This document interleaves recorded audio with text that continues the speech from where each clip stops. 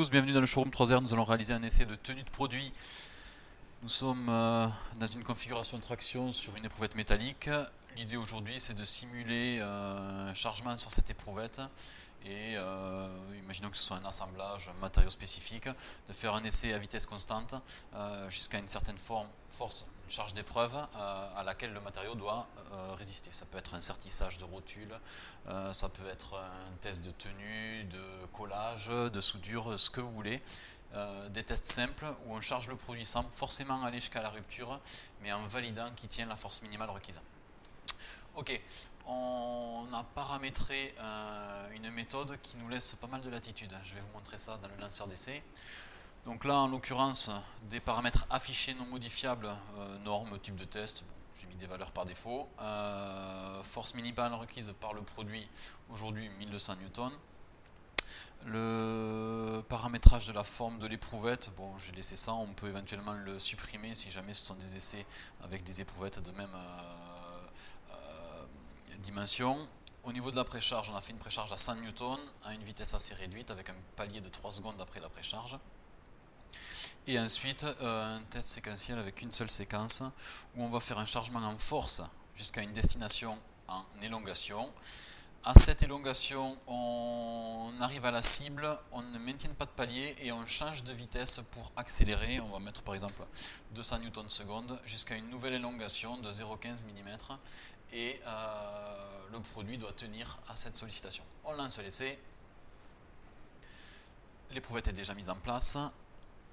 On nous demande maintenant de serrer l'éprouvette. Ok. Il y a un maintien à 0 de l'effort pour éviter de surcontraindre l'éprouvette. On valide. Voici la phase de préforce. Une fois qu'on y arrive, une tempo de 3 secondes, puis on démarre l'essai à 50 newtons seconde jusqu'à l'élongation de 7 centièmes.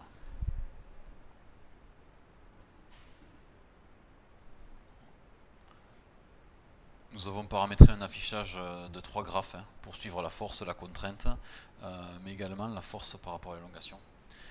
Ok, arrivé à la cible, il y a eu le changement de vitesse jusqu'à la valeur de 0,15 mm, valeur à laquelle l'essai a été stoppé. On a paramétré une édition de rapport PDF automatique. On va cliquer sur le lien qui s'affiche ici et on voit un rapport standard qui a été édité sous Excel qui est entièrement customisable. Donc j'ai paramétré ce rapport avec des paramètres donc classiques, force maximale atteinte pendant l'essai, force minimale requise et un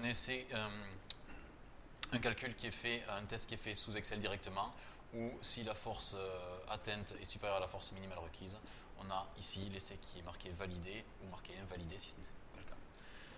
Ok.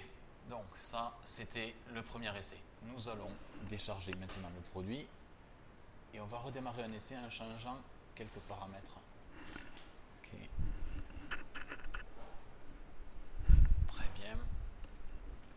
Donc là, nous allons redémarrer un nouvel essai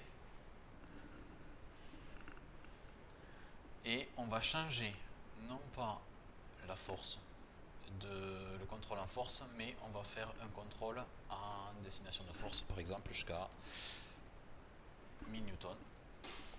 Et ensuite, à ce 1000 newtons, on va changer pour une nouvelle vitesse de 250 newtons seconde, par exemple, jusqu'à 2000 newtons. Et on va voir si le produit tient. On va mettre ici, par exemple, 1800 newtons pour la force minimale requise pour le produit.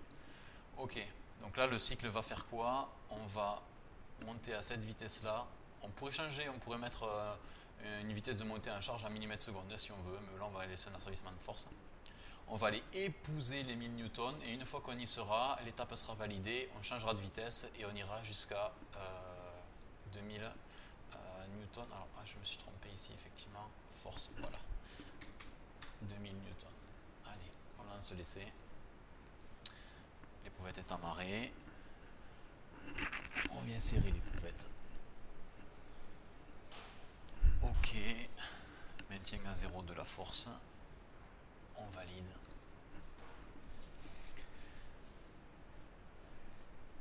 Et là, après la précharge, l'essai se déroule. Bon, il va être un petit peu plus long hein, parce qu'on va aller jusqu'à 1000 newtons.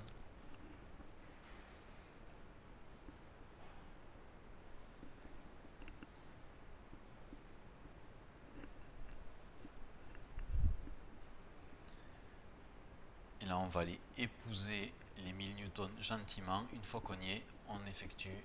Il y a le changement de vitesse. Là, je zoome un petit peu sur la zone. Hop. Ok. L'essai est validé. Nous avons épousé les 2000 newtons. L'essai s'est terminé. Il y a également le paramétrage rapport PDF. Je vais cliquer dessus. Et là, on voit essai validé. On voit une petite différence, c'est que dans un asservissement où on marque comme destination une force, on va venir épouser cette force-là, alors que sur une position, on y arrive directement et on repart de suite. Donc ça, c'est à adapter en fonction des essais de contrôle qualité que vous avez à mener.